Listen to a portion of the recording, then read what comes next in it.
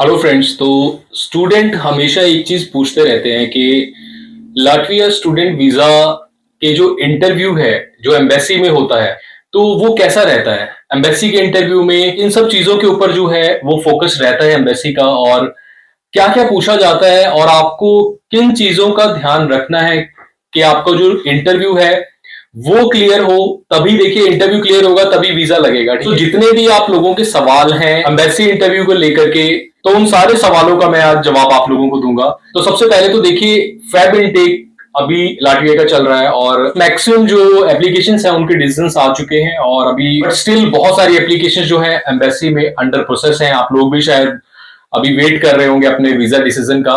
तो देखिए वीजा जो है वो बैक टू बैक आ रहे हैं। आप देख सकते हैं ये जो लेटेस्ट वीजाज हैं जो हमें अभी मिले हैं लाटविया के, ये आप देख सकते हैं। ऐसे मेरे पास बहुत अभी वीजाज हैं जो हमें रिसीव हुए हैं, और मैंने जो है कुछ वीडियोस डाली भी हैं। आप देख सकते हैं हमारे सोशल मीडिया हैंडल्स पे, आप चेक कर सकते हैं। आपको इंस्टाग्राम पे, आपको यूट्यूब पे जो है वो वीडियोस मिल जाएंगी। तो देखिए इंटरव्यू के लिए प्रेपरेशन बहुत जरूरी है। ठीक है, सबसे पहला जो क्राइटेरिया है, स्पेशली मैं लाटविया की बात करूंगा, किसी और कंट्री की बात नहीं है ये, सिर्फ लाटविया क्या करता है। अगर आपका यूनिवर्सिटी का अगर इंटरव्यू है तो यूनिवर्सिटी वालों का जो फोकस है, ठीक है, जब आपका एडमिशन होता है उस टाइम पे उनका फोकस रहता है आपकी स्पोकन के ऊपर, आपकी इंग्लिश स्पीकिंग स्किल्स कैसे हैं। ठीक है, साइमल्टेनियसली आपको नॉलेज थोड़ी बहुत होनी चाहिए आपकी यूनिवर्सिटी कोर्स के बारे में, आपके जो है फ्यूचर प्लान वगैरह के बारे में। तो ये सारे क्वेश्चंस वो आपसे पूछते हैं। बट जो एम्बेसी का इंटरव्यू है वो थोड़ा सा क्रूशियल है। उस टाइम पे जो है एम्बेसी जो है उसका जो मेन फोकस रहता है, उनका जो मेन फोकस है वो है कि why you want to go Latvia only, कि आप लाटविया में ही क्यों स्टडी करना चाहते हैं। तो इस क्वेश्चन के ऊपर बहुत फोकस रहता है। ये अगर आपसे सवाल वो पूछते हैं तो वो आपको ऐसा आंसर देना है कि आपने लाटविया को क्यों सेलेक्ट किया, क्या ऐसी स्पेशलिटी है कि आप अगर लाटविया में जाएंगे तो आपको क्या फायदा मिलेगा लाटविया से स्टडी करने का।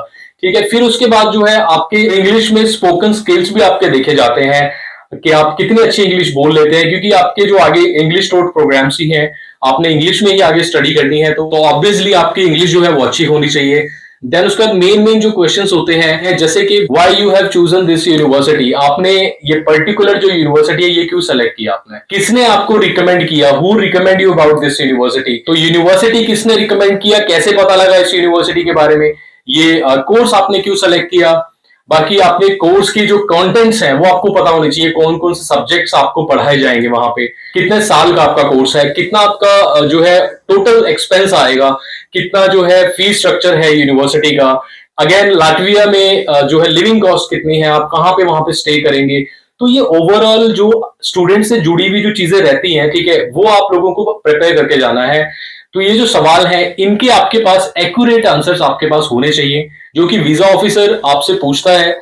और वो यही देखना चाहता है कि एक स्टूडेंट लाटविया में स्टडी करने का प्लान कर रहा है तो उसको कितनी नॉलेज है अपनी स्टडी के बारे में, और जिस कंट्री में वो जा रहा है उसके बारे में। ठीक है, क्या पर्टिकुलर प्लान्स क्या है उसके, वो कंट्री क्यों उसने सेलेक्ट की। ठीक है, तो ये सारे क्वेश्चंस होते हैं। तो इसके अलावा भी वो और भी बहुत सारी चीजें पूछ सकते हैं आपसे, जैसे कि आपने जो आपकी प्रीवियस एजुकेशन है वो कहाँ से कंप्लीट की है, कौन कौन से सब्जेक्ट्स आपने पढ़े थे, आपका फेवरेट सब्जेक्ट कौन सा था, कैसे रेलेवेंट है जो आप फर्दर जो कोर्स लेकर के आप जा रहे हैं तो वो कैसे रेलेवेंट है, आप कैसे अपनी प्रीवियस स्टडी से उसको रिलेट करते हैं। और लास्ट में एक इंपॉर्टेंट क्वेश्चन और मैं आपको बता देता हूं, वो है कि आपका जो स्पॉन्सर है, ठीक है, वो कौन है, कौन आपकी जो स्टडीज को स्पॉन्सर करेगा।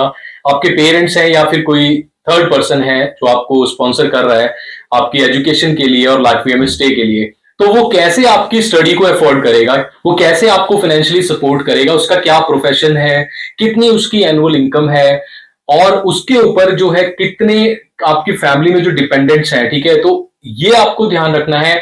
अगर आपके स्पॉन्सर की इनकम मान लीजिए कि साल की अगर कम है इनकम, लाइक 5-6 लाख के आसपास है, तो आप 2 स्पॉन्सर डालिए, एक को स्पॉन्सर भी आप साथ में डालें। लाइक अपने आप फादर को आपने मेन स्पॉन्सर बनाया तो साथ में अपनी मदर को भी स्पॉन्सर बना लीजिए, या फिर आपका कोई सिबलिंग है, ब्रदर सिस्टर है, या कोई रिलेटिव है, थर्ड पर्सन भी चल जाता है। ठीक है, तो सिंगल एक एफिडेविट पे आप स्पॉन्सर एफिडेविट पे 2 लोगों का भी बनवा सकते हैं।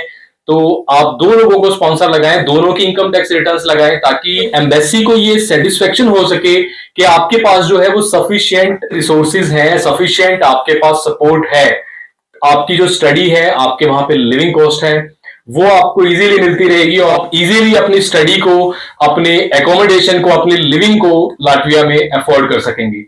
सो देखिए, अगर आप अभी जो आपके इंटरव्यू पेंडिंग है, तो आपको आई होप इस वीडियो से बहुत हेल्प मिलेगी। ठीक है, और अगर आप लोग लाटविया में स्टडी करने का भी प्लान कर रहे हैं, सो नेक्स्ट जो इनटेक है वो सितंबर 2025 इनटेक है।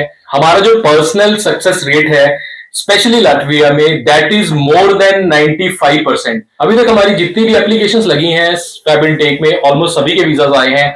बहुत सारे डिसीजन पेंडिंग है, मैं आप लोगों को दिखाता रहूंगा जिस जिसके वीजाज आते रहेंगे, आपसे जो है सक्सेस स्टोरीज शेयर करता रहूंगा।